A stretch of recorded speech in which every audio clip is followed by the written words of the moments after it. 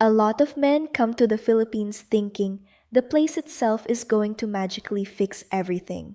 They think the plane lands, the air gets warm, the palm trees start moving, a few pretty girls smile at them, and suddenly all the confidence problems they carried from back home just disappear. But that's not really how it works. The Philippines can open doors. It can wake something up. It can remind a man that life is not over, that attraction is still possible, that connection is still possible, that he is not sentenced to loneliness forever. But if a man has been stuck for a long time, emotionally, socially, physically, even mentally, he usually does not get his mojo back in one giant dramatic moment. He gets it back in stages. That is the part people skip. They want the final version, the guy walking into the mall feeling confident, the guy going on dates, the guy with options, the guy with a girlfriend, maybe even a wife. They want the result, but they don't always want to respect the process it takes to get there. And if a man has been out of the game for a while, or if life has beaten him down, embarrassed him, aged him, isolated him, or made him doubt himself, then yes, he needs a process. I'm Zia, and today I want to talk about something a lot of men need, but don't want to admit they need: how to get your mojo back in the Philippines. Not fake confidence, not fantasy confidence, real momentum. And from everything I've seen, the men who actually turn things around usually do it through three simple shifts. The first one is this: find a guide. A lot of men stay stuck because they keep trying to solve everything alone. They sit in their room, in their apartment, in their home country, in their own head, and they just keep circling the same thoughts. Where should they go? How does dating work there? Are they too old, too awkward, too late, too out of shape, too inexperienced, too whatever? And the longer they stay inside their own head, the more their confidence shrinks. That is why so many men only start moving once another person shows them what is possible. Sometimes it's a friend, sometimes it's a coworker, sometimes it's a guy they meet who already figured it out. Sometimes it's just someone who says, "Relax, you're overthinking this. Come here. Let me show you around." That kind of person matters more than men realize. A lot of the men who end up doing well in the Philippines did not invent their path from scratch. They saw somebody else living a version of the life they wanted, and that made the whole thing feel real. One man sees another man with a sweet Filipina wife and realizes, okay, this is not just internet fantasy. Another tags along on a trip with a buddy who already knows the ground. Another gets tips from a guy who has been coming here for years and finally stops stumbling around blind. The point is not that a man needs a guru, the point is that he often needs a human example. That is how people wake up.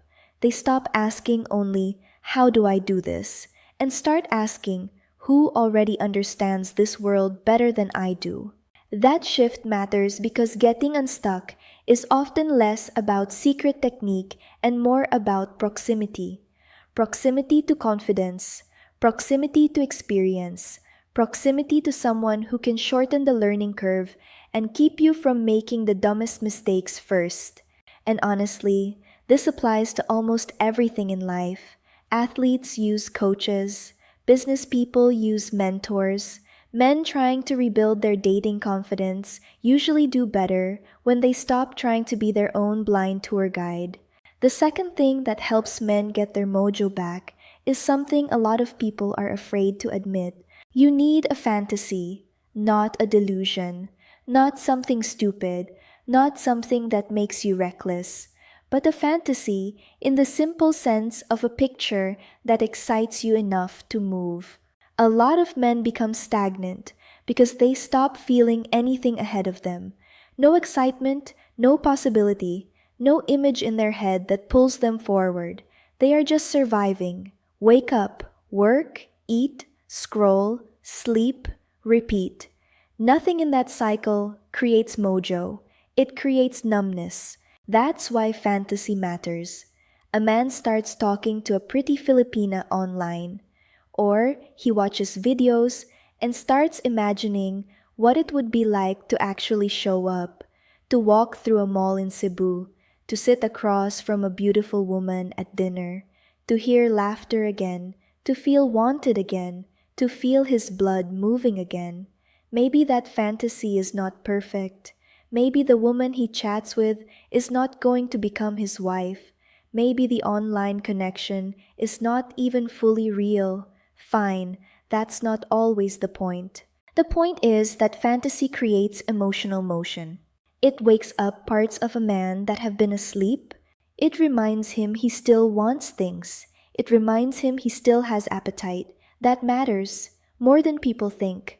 A man who feels nothing is hard to move. A man who starts feeling anticipation, curiosity, excitement, desire, even just a little bit, is much easier to move. That's why some men benefit from having a dream first, even if the dream changes later. A lot of men do not book the flight because they are rationally certain everything will work out. They book the flight because something in them finally gets switched on. They get a glimpse of a different life. They start thinking, what if I stop rotting here and actually go see for myself? What if I stop imagining and start moving? That is how the mojo begins to come back. Not from certainty, from desire. And yes, men need to be smart. Online attention is not always real. A lot of chats go nowhere. A lot of women are talking to multiple men. Some want money. Some are bored. Some are just passing time. Fine. But even then, the fantasy can still serve a purpose if a man uses it correctly. It should not become a trap. It should become fuel. Fuel to get off the couch, fuel to shower, dress better, walk more, prepare more, save money, make a plan, and get moving. The fantasy is not supposed to replace real life. It is supposed to wake you up enough to go live one. And that brings me to the third thing, which may be the most important of all. Aim low. This is where a lot of men blow it. They show up in the Philippines and immediately try to skip 10 levels. They want a wife by Friday. They want to go from lonely and stuck to fully restored in one leap. They want the whole transformation in a week. And when that doesn't happen, they crash. That is why aiming low is so important. If a man has been stuck for a long time, he does not need to begin with, find the love of my life. He needs to begin with, get myself moving again. That may mean going outside every day, walking the mall, getting comfortable being around beautiful women again, making eye contact, smiling, ordering a coffee and saying a few words to the barista, talking to a waitress without acting like a nervous teenager, booking a haircut, getting a massage, sitting in a normal social environment without panicking or freezing up. Those things sound small. They are not small. For a man who has been shut down inside himself, they are everything. A lot of men rebuild confidence in the Philippines, not by winning instantly, but by reintroducing themselves to life in very low-pressure ways. They stop hiding. They start interacting. They stop trying to force the final result and instead focus on smaller wins that make them feel human again. That is how momentum works. One good conversation makes the next one easier. One decent interaction makes the next date feel less scary. 1 week of being out in the world makes a man feel less invisible. One little win becomes another, then another. That is how confidence becomes real instead of performative. And yes, physical contact matters too, even in non-romantic ways. A lot of men underestimate how much they've been starving for simple human warmth, not even sex, just touch, conversation, eye contact, playfulness, feminine energy around them. The Philippines can help with that because life there is often more socially alive, more tactile, more human scale than what many men are used to back home. That environment alone can start healing parts of a man that were getting colder than he realized. But again, the key is not to get stupid. The key is to use the environment to wake yourself up, not to lose yourself. Because some men come to the Philippines and think every attractive woman is the answer to their entire life. No, the answer is usually smaller and steadier than that. Build yourself back in pieces. Don't hand your whole emotional recovery over to one random girl because she smiled at you in a mall. That's why aiming low works. It keeps the pressure manageable. It keeps the ego from swinging too wildly. It keeps the process real. And when you step back, these three shifts work together in a very simple way. A guide changes what you think is possible. A fantasy gives you enough emotional energy to move. A low target gives you something realistic to do next. That's why the whole thing works. That's how men climb out of the hole. Not by sitting there repeating that they're washed up. Not by doom scrolling. Not by waiting for confidence to magically drop out of the sky.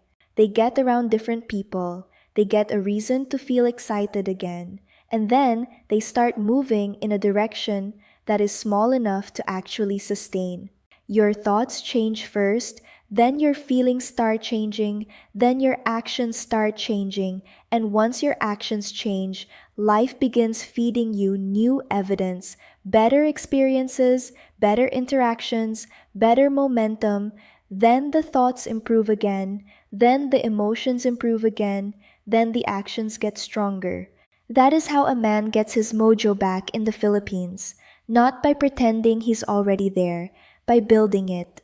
So if you've been stuck, lonely, embarrassed, rusty, or shut down for a while, don't make the mistake of thinking that means you're done.